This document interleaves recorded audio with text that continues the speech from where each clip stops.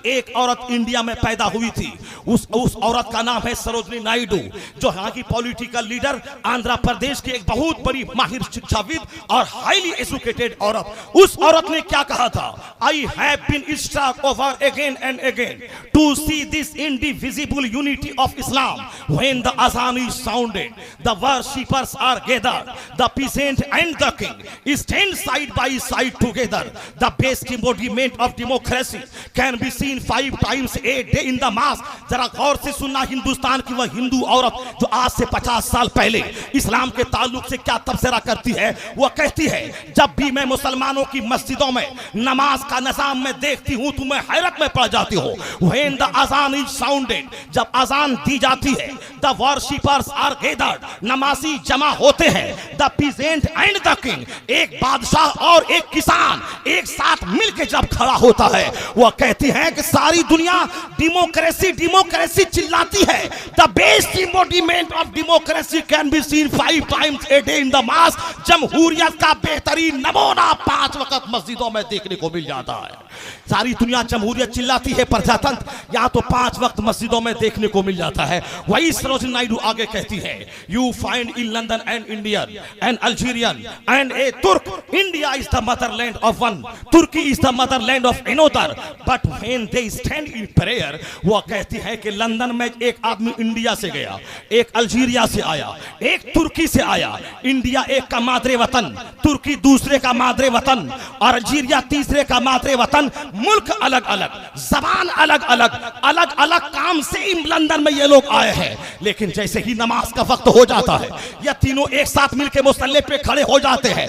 It makes man instinctively A brother. अब वो कहती है, लगता है मुस्तफा का कानून नमाज तमाम जबानी तमाम मुल्की इख्तलाफात की दीवारों को तोड़कर हर मुल्क के लोगों को भाई भाई बना दिया है, फैमिली मेंबर बना दिया है। एक ही सफ में खड़े हो गए महमूद व अयाज, न कोई बंदा रहा न कोई बंदा नवाज। ये तबसरा किसका है? एक हिंदुस्तान की हाईली क्वालिफाइड औरत का, जिसने मस्जिद को करीब से देखा है। लेकिन अमेरिका की उस हाईली क्वालिफाइड औरत का नजरिया क्या है? नजरिया यह है कि इस्लाम ने औरतों की इक्वलिटी पे हमला किया है, औरतों की फ्रीडम पे, उनकी आज़ादी पे, और इस्लाम का नजरिया मुसावात, सिमिलरिटी और थ्योरी ऑफ इक्वलिटी में कमजोरी है। उसने अंग्रेजी अनुवाद पढ़ना शुरू किया। क्या नजरिया था? कि हम दुनिया की औरतों को एक प्लेटफॉर्म पर जमा करेंगे। लेकिन हुआ क्या, 1-2 महीने के मुताले के बाद, 2-3 महीने के मुताले के बाद अब उनको शौक पैदा हुआ कि हम कुरान पाक की तफसीर का मुताला करें। तफसीर का मुताला शुरू किया। उसके बाद उनके दिल में शौक पैदा हुआ, हम प्रोफेटिक ट्रेडिशन यानी इस्लाम के पैगंबर की हदीस पढ़े। उसका भी अंग्रेजी अनुवाद पढ़ना शुरू किया। अब वही डॉक्टर मारिया थी, चली थी किस काम के लिए? कि दुनिया की औरतों को बताऊंगी कि इस्लाम ने औरतों की आजादी पे हमला किया है, औरतों के हुकूक को पामाल किया है। लेकिन कुरान करीम का मुताला डॉक्टर मारिया को अंदर से बाहर से ऐसा बदला है कि जींस पहनने वाली मारिया अब वह जींस और टी शर्ट को त्याग देती है। अब वह अपने आप को सेफ्टी देने के लिए ढीला ढाला लिबास पहनने लगती है। सिगरेट पीने वाली मारिया अब सिगरेट का परित्याग कर देती है। शराब में डूबी रहने वाली मारिया अब शराब को छोड़ देती है। यानी अब अंदर से उनके कैरेक्टर में तब्दीली वाक़ई होने लगी।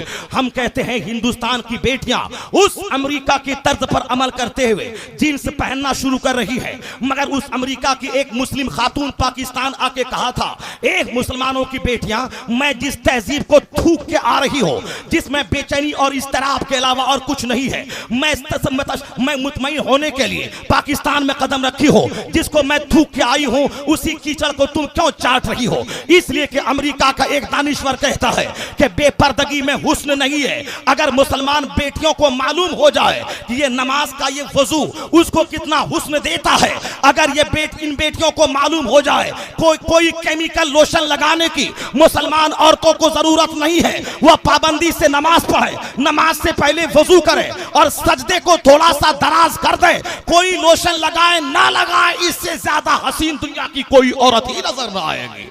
इसलिए कि वज़ू एक बेहतरीन फेस वॉश है, और इसलिए कि नमाज का सजदे को लंबा करना ये उनके ब्लड सर्कुलेशन को चेहरे पे जब लाता है तो ये औरतें इतनी हसीन हो जाती है। यानी ये नमाज जो एक इबादत है, जन्नत जाने का जरिया है, मगर दुनिया में भी सेहत, तंदुरुस्ती और हुस्न के पाने का बेहतरीन माध्यम है ये नमाज। अमेरिका की औरतें, लेडी टीचर, वो कहती हैं मुसलमान बेटियों को ऐसा नहीं करना चाहिए, इसलिए उनके पैगंबर ने जो जीने का ज़ाब्ता दिया है उसमें उनके हुस्न का भी सारा फॉर्मूला छुपा हुआ है। अब वह लेडी मारिया कुरान पाक के खिलाफ चली थी कदम उठाने, अब वह कुरान पाक का असीर बन जाती है।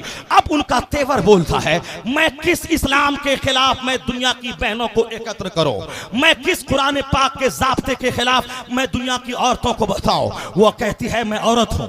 आज से 1500 साल पहले इस दुनिया का कल्चर ऐसा बन गया था कि किसी घर में कोई औरत पैदा होती तो खुद बाप का चेहरा काला हो जाता था। दिन भर बाप मुंह चुराता था ताकि किसी रिश्तेदार से उनका सामना ना हो जाए और पूछ न डाले कि घर में क्या पैदा हुआ है। अब बोलना ना पड़े बाप को कि घर में बेटी पैदा हुई है। यानी बेटी का नाम लेना यह उनकी अपनी शान के खिलाफ है।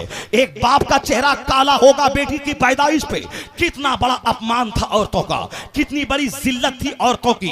अब वह डॉक्टर मारिया का तेवर बोलता है कि औरतों की पैदाइश को लोगों ने जलील समझा था, औरतों की पैदाइश पे समाज का चेहरा काला होता था। अब अचानक उसी समाज में परिवर्तन आया। अब बेटी जब पैदा होने लगी तो चेहरा काला नहीं बल्कि घर में शादियाने बजने लगे, चेहरे मुस्कुरा उठे। आखिर बेटी की पैदाइश पे यह चेहरा मुस्कुराने का दिन किसने दिखलाया? तो डॉक्टर मारिया कहती है मसीहा इस्लाम का वो पैगंबर है जिसने कहा था जिस घर में बेटियां पैदा हो जाए, जिस घर में बेटी पैदा होती है रहमत इलाही की बारिश होती है। और जिसने 3 बेटियों या 3 बहनों को पाला, फातबहुन्ना, अच्छा अदब सिखाया, वह ज़व्वजहुन्ना, उनको शादी दिलाया, काना फिल जन्ना, वो शख्स जन्नत में है और जन्नत में ऐसा रहेगा जिस में और वह शख्स इस तरह रहेगा जिस तरह 2 उंगली आपस में मिली होती है। पैगंबर आज़म का ये मुज़्दए जाफ़ज़ा समाज में गूंजा। अब बेटी बासे रहमत बन गई। अब सारे लोग बेटियों की पैदाइश की तमन्ना करने लगे। अचानक अंदर से टेंडेंसी बदल देना, बेटी की पैदाइश को खुशियों का जरिया करार देना।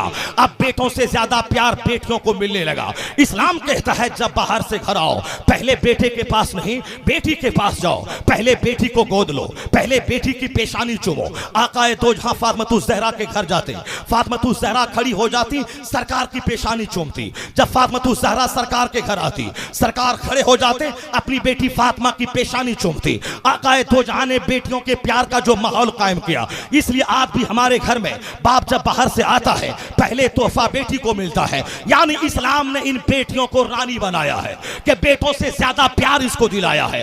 अब डॉक्टर मारिया कहती है पहले जब इस और लड़की जब चलने फिरने के काबिल होती, इस समाज ने अपने हाथ के बनाए हुए ज़ाब्ते से इसको जिंदा दफन करता समाज, ताकि कोई दामाद न बने, शादी में खर्च न बने। यह जहेज का मुतालबा औरतों की जिंदगी को बोझ बना दिया था। धीरे धीरे आज भी वही मुतालबा जहेज है जो बेटियों को हमारे लिए बोझ बनाया है।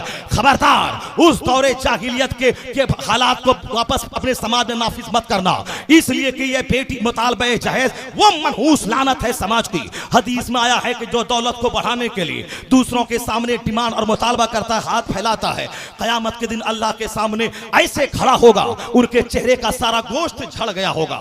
इंतहाई बेआबरू और रुस्वा और जलील होकर अल्लाह के सामने खड़ा होगा जो अपनी दौलत को बढ़ाने के लिए दूसरों के सामने भीख मांगता हो। सहाबा कराम ने जब सवाल करने सरकार ने जब सवाल की मजम्मत की तो सहाबा कराम के हाथ से जब घोड़े का कोड़ा गिर जाता वो वहां खड़े रहते मगर किसी से कहते नहीं कि नीचे से चाबुक उठा के मुझको दे दो।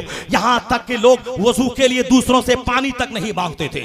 इस तरह से सवाल की मजम्मत सरकार ने सवाल को जिल्लत करार दिया। अब लोग सवाल करने से एतराज करने लगे, लेकिन वही दौरे जहालत के हालात फिर लौट रहे हैं। लोगों को दूसरों के सामने हाथ फैलाने में शर्म नहीं आती।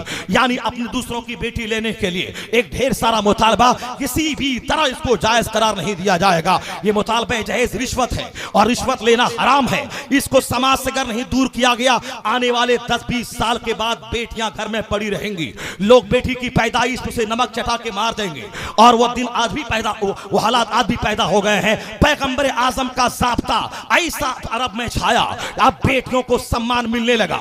डॉक्टर मारिया कहती है वही अरब समाज था जब लड़कियां शादी के काबिल होने लगती, बाप अपने हाथ से उसको जिंदा दफन करता था, लेकिन आज वही बेटियां हैं जिनकी शादी को बाअस रहमत और जन्नत जाने का जरिया मुस्तफा ने करार दिया। अब जब शादी हो जाती है औरत की, पहले औरतों को सिर्फ आले तफरी माना जाता था, यानी उससे सिर्फ शहवत रानी ख्वाहिश पूरी करनी है, उसके अलावा वो घर का कोई जिम्मेदार एलिमेंट नहीं है। लेकिन डॉक्टर मारिया का तेवर कहता है कि इस उन औरतों के साथ हुस्ने सलूक का पैगाम इस्लाम ने दिया, आशरुहुन्ना बिल मारूफ, इस औरत से बेहतर सलूक करो। सरकार फरमाते हैं खैरुकुम खैरुल लिनिसाइकुम, तुम में सबसे बेहतर मर्द वो है जो अपनी औरत के लिए बेहतर है। माँ बाप के चेहरे को देखना इबादत है, हज मबरूर का सवाब देता है, लेकिन ऐसा नहीं कि सिर्फ माँ के चेहरे को देखा जाएगा, उसी के बदले में हज का सवाब मिलेगा, और बीवी को मारा जाएगा, गाली दी जाएगी। नहीं नहीं, इस्लाम एक कंप्लीट नजरिया देता है। माँ बाप के चेहरे को देखने के बदले में हज मकबूल का सवाब मिलता है, तो अपनी बीवी के मुंह में लुकमा डालने के बदले में भी नेकी मिलती है। इसलिए पैगंबर आजम ने ईद के दिन जब एक हबशी करतब दिखला रहा था, हजरत आयशा आपके कांधे पर चेहरा रखकर उस हबशी के करतब तमाशे को देखने लगी, तो सरकार दो जहां ने कहा आयशा हो गया, फरमाती है सरकार अभी नहीं हुआ है। कुछ देर के बाद फिर फरमाते हैं आयशा हो गया, हजरत आयशा फरमाती है नहीं हुजूर। उस वक्त तक सरकार खड़े रहे जब तक कि उम्मुल मोमिनीन हजरत आयशा रज़ियल्लाहु ताला अन्हा खुद थक के अंदर न चली गई। यानी एक बीवी की दिलजोई करना, ये कौनैन के बादशाह है सरकार, मगर जब घर आते हैं अपनी बीवी के कामकाज में हाथ बढ़ाते हैं। आपकी बीवी खाना बना रही है, सरकार उनके पास बैठ जाते, ये कौन बैठ रहा है, कौन अपनी बीवी के साथ ताउन दे रहा है? ये कोई गांव समाज का मामूली चौधरी नहीं, बुरा हो उस जालिम का जिसने तक़वियतुल ईमान में पैगंबर आजम को चौधरी से तस्बीह दे दिया है। सरकार दो जहां की इज्जत और अजमत क्या है, जिब्राइल अमीन से पूछो। जनाब जिब्राइल कहते हैं या रसूल अल्लाह इन्नल्लाह बअसनी इलै, बेशक अल्लाह ने मुझको आपके पास भेजा है। तल्लब तो मशारिकल अर्द व मगारिबहा, मैंने जमीन के मशरिक व मगरिब को खंगाल दिया। तुफ्तो जबलहा व सहलहा, मैंने जमीन के मैदानी पहाड़ी इलाके की मैंने सैर कर डाली। फलम अरा रजुलन अफज़ला मिन मोहम्मद, आपसे बेहतर मैंने किसी को नहीं पाया, आपसे बेहतर खानदान किसी का नहीं, आपसे बेहतर बाप किसी का नहीं, आपसे बेहतर इंसान कोई नहीं। इसलिए तो मेरे सरकार शेखुल इस्लाम वल मुस्लिमीन मुजद्दिद आजम सैयदना अहमद रजा खां फाजिल बरेलवी रज़ियल्लाहु मौला अन्हु कहते हैं इस हदीस का तर्जमा करते हुए, यही बोले सिदरा वाले चमने जहां के थाले, सभी मैंने छान डाले पर तेरे पाए का ना पाया, तुझे यक न यक बनाया। इसी को जब अमेरिका का स्कॉलर कहता he is the only man in history who was supremely successful on both level religious and secular, यानी तारीख इंसानियत का वो अकेला इंसान है मुस्तफा जो मजहबी और सियासी दोनों सतह पर सबसे ज्यादा सफलतम पुरुष हुआ है। इसी को जब इंडिया का दानिश्वर कहता है तो कहता है the personality of Muhammad it is most difficult to get into the whole truth of it, only a glimpse of it I can catch, what a dramatic succession of this picturesque scenes, this is Muhammad the prophet, Muhammad the warrior, Muhammad the statesman, Muhammad the orator, Muhammad the refuge of orphan, protector of slaves, emancipator of women, all these magnificent roles in these departments of human activities. He is alike a hero, वह जालिम का सत्यानाश हो जिसने मुस्तफा को अपनी तरह इंसान कहा। इसी हिंदुस्तान का एक ब्राह्मण प्रोफेसर मैसूर यूनिवर्सिटी का, वह ब्राह्मण है मजहब, हिंदू है मजहबन और तालीमी एतबार से प्रोफेसर है मैसूर यूनिवर्सिटी का, वो कहता है मुस्तफा की शख्सियत की तह में उतरना यह बहुत मुश्किल है। हम उनके औसाफ का जब जायजा लेते हैं, एक चैप्टर पढ़ते हैं, वो खत्म नहीं होने पाता, उनके कमालात का दूसरा चैप्टर सामने आ जाता है, हम उसके मुताले में लग जाते हैं, वो खत्म नहीं होने पाता, उनके औसाफ व खसाइल का तीसरा बाब सामने आ जाता है, हम यानी जिंदगियां खत्म हो गई, उनके औसाफ का एक बाब पूरा न हुआ। अब वह डॉक्टर रामकृष्ण राव कहता है ये मुस्तफा है, औरतों की आबरू के मुहाफिज है मुस्तफा, यतीमों की पनाहगाह है मुस्तफा, बेहतरीन ताजिर है मुस्तफा, मुअल्लिमे कायनात है मुस्तफा, जाहिद है मुस्तफा, पैगंबर आजम है मुस्तफा, इंसानियत को को गुलामी की जंजीर से आजादी दिलाने वाले हैं मुस्तफा, औरतों को सम्मान देने वाले हैं मुस्तफा, यतीमों को पनाह देने वाले हैं मुस्तफा, बेवाओं का मॉरल ऊंचा करने वाले हैं मुस्तफा, दबों कुचलों को इज्जत के मेंबर पर चढ़ाने वाले हैं मुस्तफा। इंसानी जिंदगी के तमाम शोबों में उनके कारनामे को देखकर कहा जा सकता है एक अबकरी और लाजवाब शख्सियत का नाम है मोहम्मद मुस्तफा। इसलिए सरकार आला हजरत फरमाते हैं, या रसूल अल्लाह सरवर कहूं के मालिको मौला कहूं तुझे, भागे खलील का गुले ज़ेबा कहूं तुझे, तेरे तो वस्ब ऐबे तनाही से हैं बरी, हैरान हूं मेरे शाह मैं क्या क्या कहूं तुझे। अल्लाह रे तेरे जिस्म मुनव्वर की ताबिशें, ऐ जाने जा मैं जाने तजल्ला कहूं तुझे। कहने वाले ने तो बहुत कुछ कहा। एक अमेरिका का यूरोप का दानिश्वर कहता है, all standard by which human greatness may be measured is anyone greater than he. जरा गौर से सुनिएगा, आप लोग पढ़े लिखे आदमी है।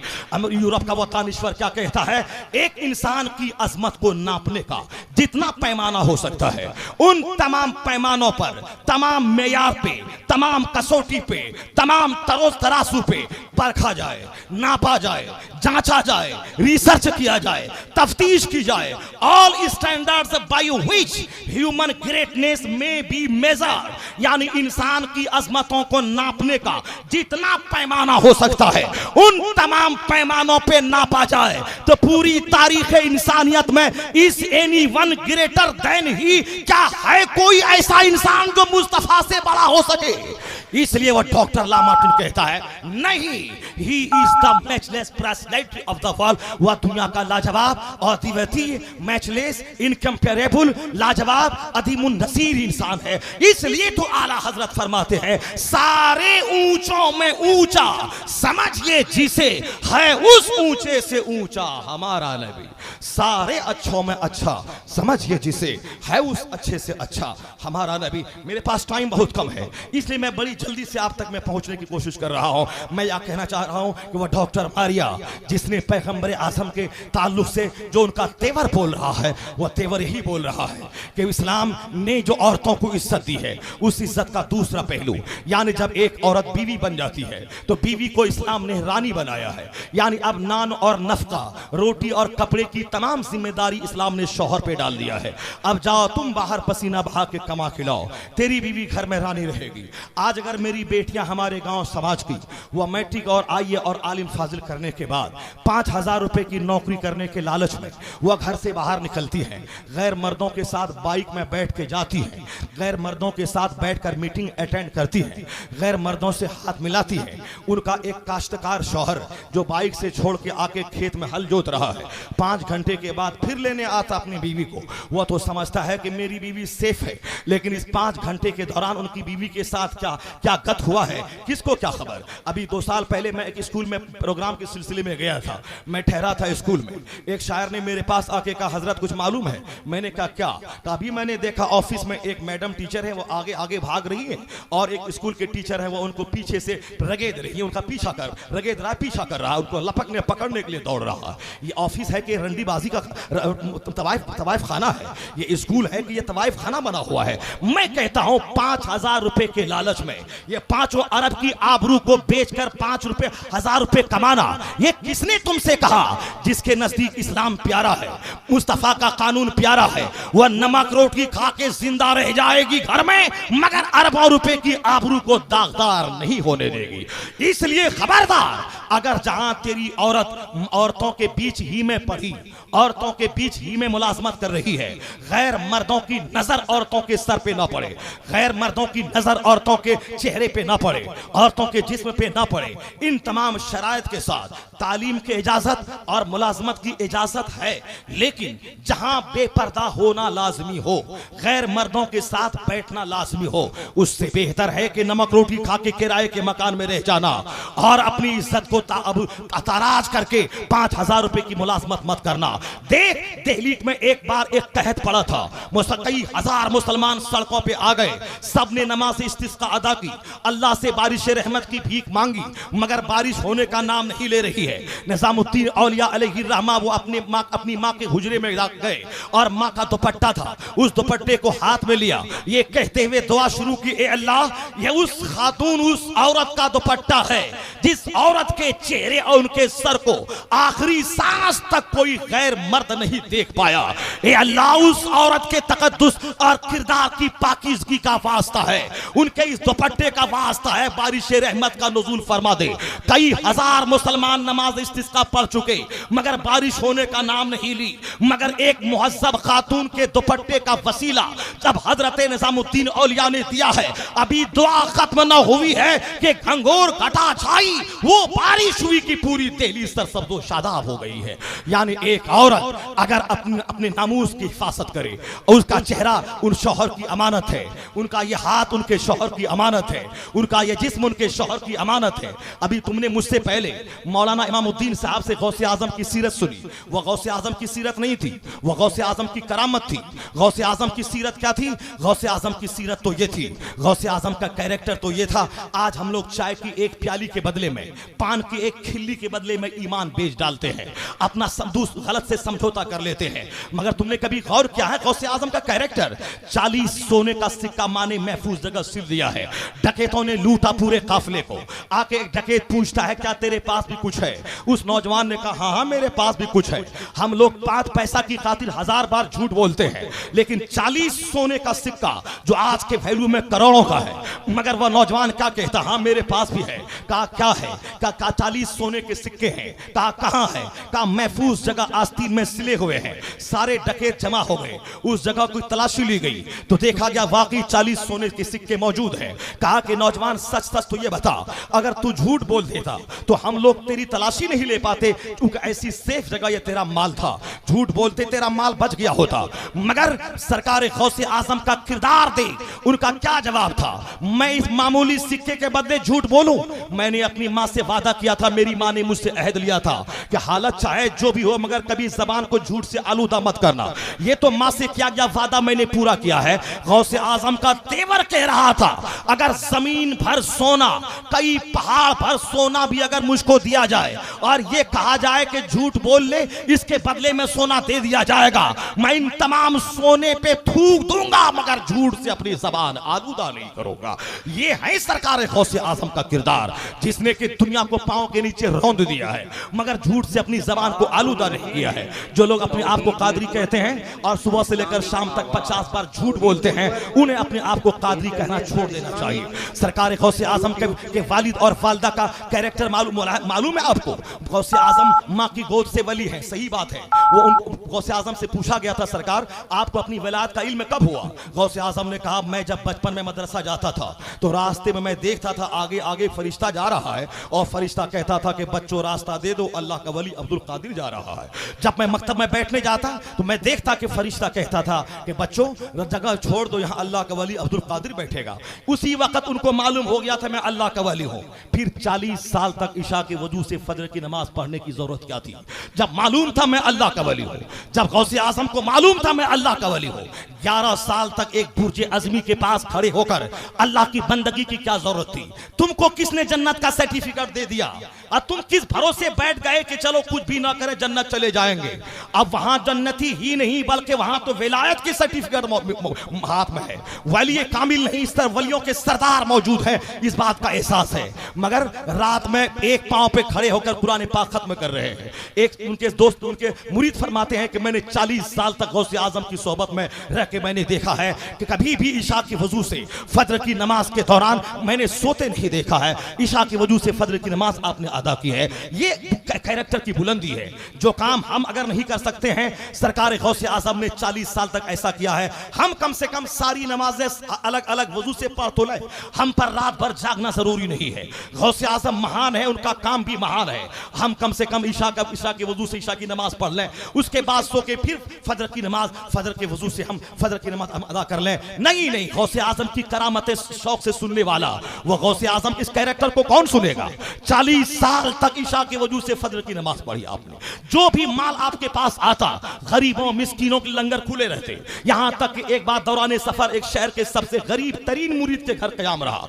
आसपास के रऊसा जो आपके मुरीद थे उनको मालूम हुआ, सब आ गए, सब ने तोहफे से घर को भर दिया। दूसरा कोई पीर साहब होता तो सुबह सवेरे कई बक्स में सारा माल बंद करके गेटरी में पैक करके पार्सल के जरिए घर भेजवा देते, मगर वो दूसरे पीर का काम होता। और ये पीराने पीर का काम है कि तमाम ताइफ उस गरीब मुरीद को छोड़ के वहां से जैसे आए थे वैसे निकल पड़े। जब आपने कदम रखा था, शहर का सबसे गरीब आदमी था, जब शहर घर से बाहर निकलने लगे शहर का सबसे अमीर तरीन इंसान बन चुका था। ये है इस्तिगना, ये है बेनियाजी। 2-4-10 रुपए के लिए जान छिड़कने वाला, वो क्या जाने कि गौसे आजम किसका नाम है। क्या तुमने देखा गौसे आजम के वालिद ने एक बार एक मामूली सा जुर्म, जो हकीकत में जुर्म ही नहीं है, एक बहते हुए सेब को खाया था तो 12 साल तक नौकरी की। उसके बाद भी उस बाग के मालिक ने शर्त रख दी, मेरे पास एक अपाहिज लूली लंगड़ी बेटी है, बिगाह करना पड़ेगा। कोई दूसरा नौजवान होता तो कह देता कि बाबा अपनी माफी अपने पास रखो, मैं चला यहां से। लेकिन जिनके नजदीक आखिरत का खौफ था कि दुनिया का सारा आराम आखिरत की तकलीफ के मुकाबले में कुछ नहीं है, इसलिए आखिरत के आराम और तकलीफ को दिमाग में रखते हुए उन्होंने लूली लंगड़ी अपाहिज लड़की से निकाह करने के लिए हाँ भर दिया। जब शादी हुई, कमरे में दाखिल हुए, देखा हुस्नो जमाल की परी मौजूद है। उल्टे पांव वापस आए, उनके बाप से कहा कि आपने तो कहा था मेरी बेटी गोंगी अपाहिज है, वहां तो हुस्नो जमाल की परी है। कहा ए बेटा वो तुम्हारी ही बीवी है, मगर मेरे कहने का मतलब कुछ दूसरा था। ये मेरी बेटी जिसने आज तक अपनी आंख से गैर महरम को नहीं देखा है, इस बेटी के पेट में हराम गजा नहीं गई है, इसके कान में अब तक कोई गलत बात सुनाई नहीं पड़ी है, हाथ और पांव से कोई सी गुनाह का सुदूर नहीं हुआ है। माँ ऐसी लाजवाब, सर से लेकर पांव तक नेकियों का पुतला, और बाप ऐसा लाजवाब, एक मामूली जुर्म के बदले में 12 साल की नौकरी और अपने हिसाब से खतरनाक कदम उठाना। इतना बड़ा पाकबाज मर्द शौहर, इतनी बड़ी पाकबाज बीवी, जब दोनों का आपस में मिलन होता है, उन दोनों के बतन से जो वजूद, तीसरा वजूद जन्म लेता है, वही वजूद वलियों का सरदार गौसे आजम अब्दुल कादिर जिलानी पैदा होता है। ऐसा नहीं कि दुनिया में हम लगाए लीची का पेड़ उसमें आम फल जाए, हम लगा दे कटहल का पेड़ उससे लीची फल जाए, नहीं नहीं, दुनिया का सिस्टम है लीची के पेड़ से लीची, आम के पेड़ से आम, कटहल के पेड़ से कटहल। यहाँ ऐसा नहीं होता कि बगैर बाप के बच्चा पैदा हो जाए। ये अल्लाह का कानून, अल्लाह की कुदरत है कि जनाब इब्राहिम, जनाब आदम अलैहिस्सलाम को बगैर बाप माँ के पैदा किया। ये अल्लाह की ताकत है, अल्लाह की कुदरत है कि बगैर बाप के जनाब ईसा अलैहिस्सलाम को पैदा किया। मगर अल्लाह का नियम और कानून क्या है? कानून यह है मर्द और औरत मिलेंगे तब बच्चा पैदा होगा। अल्लाह चाहे बगैर बादल की बारिश बरसा दे, मगर कानून क्या है कि सब समंदर के बुखारात उठेंगे, हवाएं उस बादल को उड़ाएंगी, फिर वहां से पानी बरसेगा। तो अल्लाह चाहे तो हजारों साल के कातिल को माफ कर दे, अल्लाह चाहे तो हजारों साल के बेनमाजी को जन्नत दे दे, अल्लाह चाहे तो 100 साल के शराबियों को जन्नत दे दे। ये अल्लाह का फजल है, ये अल्लाह के पास ताकत है। लेकिन अल्लाह का कानून क्या है? फमन यामल मिस्काल ज़र्रतिन खैरन यरा व मन यामल मिस्काल ज़र्रतिन शर्रन यरा। राई के दाने के बराबर भी नेकी करेगा यहाँ तो वहां देखेगा, राई के दाने के बराबर भी बुराई करेगा तो वहां देखेगा। हुजूर क्या फरमाते हैं? ए अमल माशी तकमा तदीनो तुदान, जो तेरे मन में आए तू कर। जितना नमाज छोड़नी है छोड़, जितनी शराब पीनी है पी ले, जितना गाली देना है गाली दे, जितनी गीबत करनी है कर। गीबत के बारे में हुजूर कहते हैं अल गीबतु अशद्दु मिनज़ ज़िना, गीबत ज़िना से ज्यादा सख्त है, मगर उसको हलवा बना के हम आज खा रहे हैं। अल्लाह क्या कहता है? आयो कि तुम में से कोई ये पसंद करेगा, अयुहिब्बु अहदुकुम अन याकुला लहमा अखीहि मैता, अपने मरे हुए भाई का गोश्त खाना ऐसा गीबत करने के बराबर है। यानी क्या तुम में से कोई पसंद करेगा मुर्दा भाई का गोश्त खाना?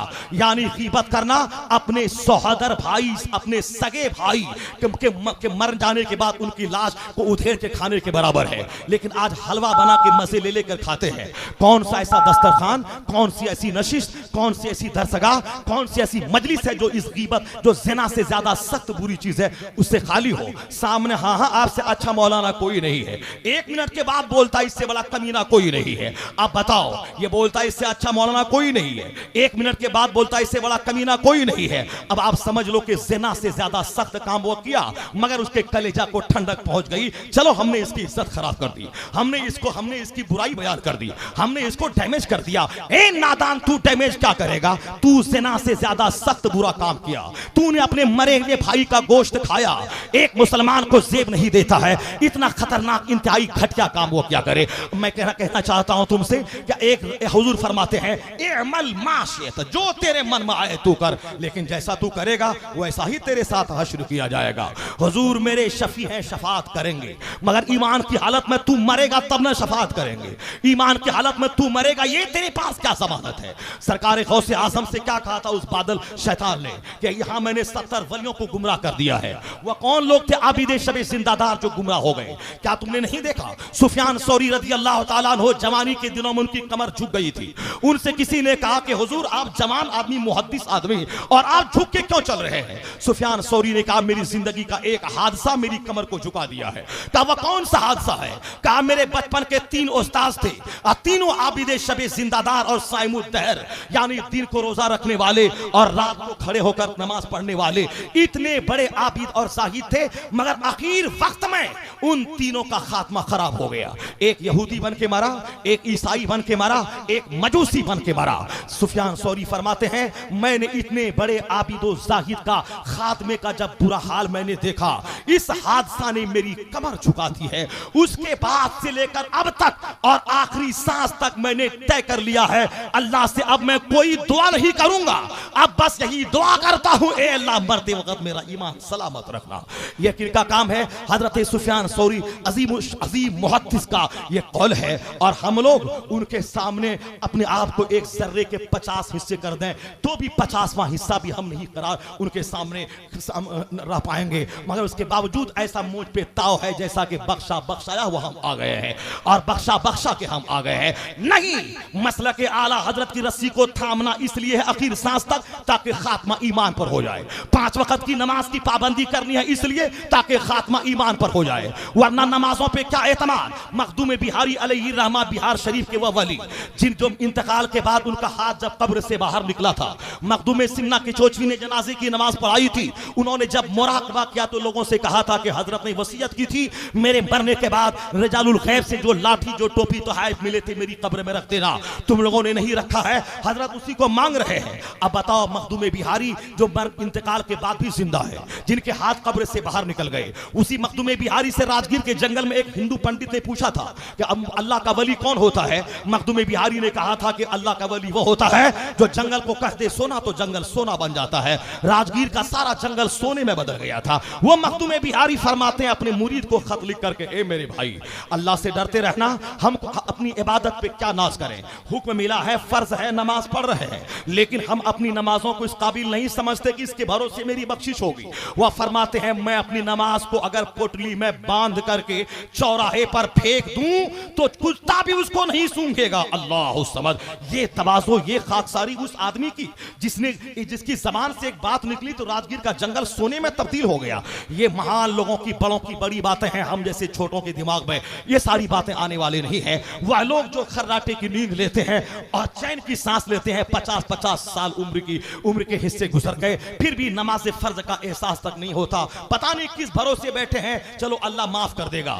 ये इसी जुमला के बदले अगर दूसरा जुमला निकल जाए, अगर अल्लाह माफ नहीं करेगा तो क्या होगा? क्या अल्लाह तबारक व तआला पे तो अल्लाह तबारक व तआला पे तू एहसान रखना चाहता है वो यहूदियों की तरह कि वो हमको जन्नत, हमारे बाप की जागीर है, अल्लाह हमको जन्नत दे देगा? नहीं नहीं, सरकारें तो जहां इस कदर रोते हैं कि जनाब आयशा फिक्रमंद हो जाती है। वह पूछती है सरकार आप इस कदर क्यों रोते हैं? फरमाते अफला अकून अब्दन शकूरा, क्या मैं शुक्रगुजार बंदा न बनूं? जनाब सिद्दीक अकबर से बड़ा आशिक रसूल कौन होगा? आशिक रसूल इतने थे कि कब्र में, सफर में, हजर में, हर जगह सरकार के साथ है। इस कदर सरकार से प्यार है कि 40 दिरहम थे, 20 दिखा के 20 छुपा के, 10 दिखा के 10 छुपा के, 10 रात में 10 दिन में सब निसार कर दिया।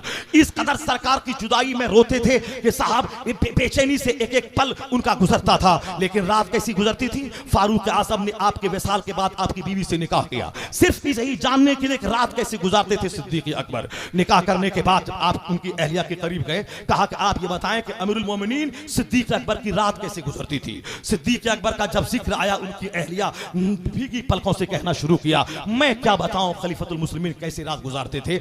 इशा की नमाज के बाद जब सारे सहाबा घर चले जाते, सरकार के पास बहुत देर तक मेरे शौहर सिद्दीक अकबर बैठे रहते, बातचीत होती रहती, राय मशवरा होता रहता। जब सरकार अपने हुजरे में दाखिल होते तब सिद्दीक अकबर सरकार के पास से उठ के अपने कमरे में जाते, जाते और यहाँ आने के बाद जो मामूली खाना बना होता खा लेते। उसके बाद वह रात भर खड़े होकर नमाज पढ़ते और इस कदर रोते सजदे में और नमाज में। सुबह का जब सवेरा होता, मुअज्जिन जब अजान कहता और जब वहां से वो निकलते तो अंदर से जिगर से ऐसी महक आती थी जैसे किसी कच्चे गोश्त को भून दिया गया हो। इसी को जिगरे सोख्ता कहते हैं, जला हुआ जिगर, यानी अंदर से भुने हुए गोश्त की महक आती थी। इतना सुनने के बाद फारूक आजम ने तलाक दे दिया उनको। मैं इसी अहवाल की जानकारी के मैंने आपसे निकाह किया था। मैं कहना चाहता हूं उनसे बड़ा आशिक रसूल कोई नहीं, मगर अल्लाह से डरने का यह आलम है कि तिनके को उठा के कहते हैं काश अबू बकर पैदा ना होता, ये तिनका होता। फारूक आजम से बड़ा कोई आशिक रसूल होगा?